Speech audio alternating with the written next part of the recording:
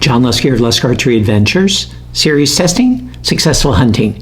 Before I go any farther today, I want to just make an appeal. Please sub, okay? If you've not subscribed already, please sub. It's free. You just hit the button to subscribe, hit the bell, then you'll be notified whenever I put out new videos. I just want to expand the base of subscribers as much as I can. I get a lot of people viewing the videos, but then some people are just so used to viewing that they don't even bother to subscribe. But please subscribe if you can. All right, today I'm going to be testing a cool broadhead. It's called the Merc, 100 grain Merc. Now, this came to me, and honestly, I just can't remember. Did I buy it because periodically I'll go online and buy a bunch of heads to test, or did somebody donate it? I don't know, because if they send it directly from the manufacturer or from Amazon, like they order it and it's sent to me, I can't tell who did it. And I've got a box of like 40 different broadheads right now that still are waiting to be tested that people have donated. I do my best to try to catalog them and make sure I remember who's donated what. But for this one, I didn't have anybody listed who's donated it. So I'm so sorry if you donated it and I don't have a record of that. Thank you for doing so if you did. Okay, all that being said, I'm eager to put this three-blade Merc to the test. And for all the testing, I'm going to be using my regimen for 2024. For a detailed description of that, please check out the video that I posted earlier this year called 2024 Broadhead Test Process. And it'll describe all the different tests I do, why I do them, how I quantify them, and so forth. And for most of the shots, I'm going to be using my Elite Era that I am loving so far this year. For the accuracy testing, I'm using my Killer Instinct SWAT X1 crossbow that I'm also really loving. And I'm using all Bishop Archery arrows and bolts for the shooting because they're just extremely top tier, well made. All right, let's zoom on in here and check out this Merc 100 grain and put it to the test.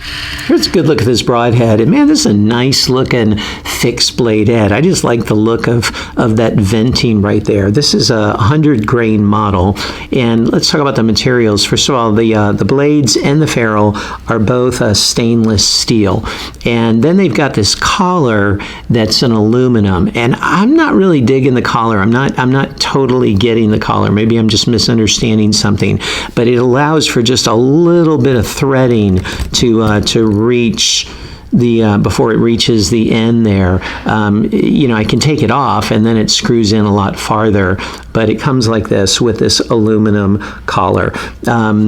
In terms of the thickness of the blades, they're 0.030 inches thick. So, not the thickest blades on the market, but it has a really nice tip. Okay, it's all one piece. This ferrule comes to a nice tip. It's not very sharp on that tip, but it's still going to be extra durable, and I imagine it's going to aid in penetration. Even though it's not sharp, it's going to have some good edge integrity to it like that. In terms of the dimension, the length is 1.32 inches beyond the end of the arrow, and a lot of that is taken up by that collar right there. Otherwise, it would be a lot shorter. And the cutting diameter is 1 1/8 inches for a total cut of 1.69 inches. As for resharpening, I would use the Stay Sharp Guide replaceable blade guide. I think that would work really well with this head. Eager to put it to the test and see how it performs.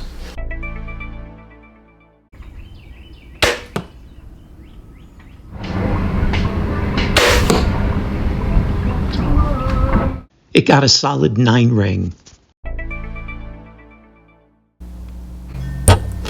It took 216 grams of force to cut through the wire, which is a 9.84 on a 10-point scale.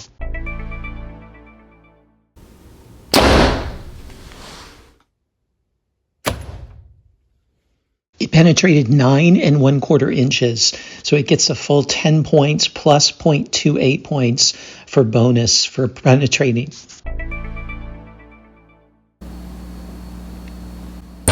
It took an additional 56 grams of force to cut through the wire, which is an 8.88 on a 10-point scale. It penetrated through 64 layers, which is a 9.14 on a 10-point scale. It's in perfect shape after the 3 shots to the MDF, so it gets a 10 on a 10-point scale. And it held up very well after the 2 shots through the steel plate, actually surprisingly well. The edges got a tiny bit of chatter and the tip got a little bit blunted, but man, that's just splitting hairs. Now the holes here, you can see the thinness of the blades because they just make a pretty thin cut through that steel plate, but a cut nonetheless.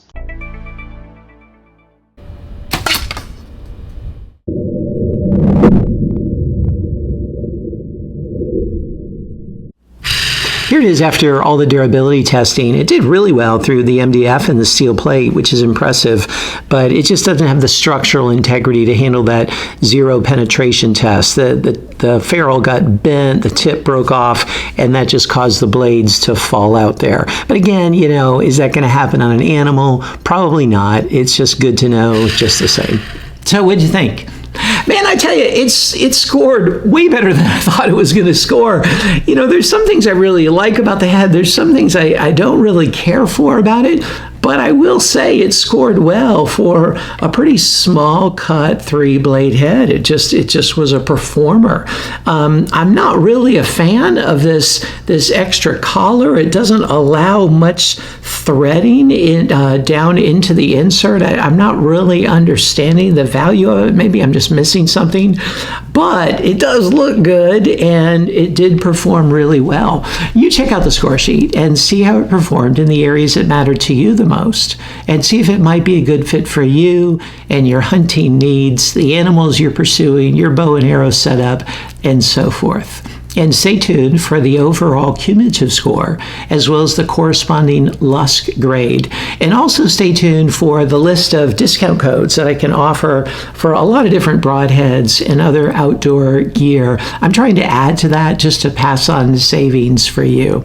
So thanks for tuning in. Look forward to seeing you next time.